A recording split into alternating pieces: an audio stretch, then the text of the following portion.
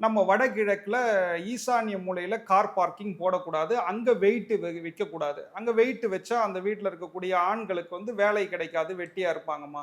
இந்த 3 இடத்துல நம்ம கார் பார்க்கிங் போட்டுக்கலாம். அந்த கார் பார்க்கிங் ஆனது எப்படின்னா, காம்பவுண்டையும் ஒட்டாம, வீட்டையும் ஒட்டாம, அது தனி கேரேஜா போட்டுக்கொள்வது சாலச் சிறந்தது.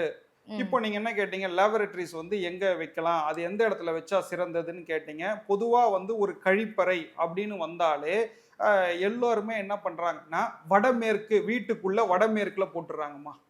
அது வந்து மிகப்பெரிய தவறு. சார் நீங்க கேட்கலாம், "அது வாயு மூல தானே சார், ம். வடமேற்குல போடலாமே" அப்படின்னு கேட்டீங்கன்னா, வடமேற்கு என்பது அ வாயு, மனசு சம்மந்தப்பட்டது. மனசுன்னா ஹார்ட் சம்மந்தப்பட்டது.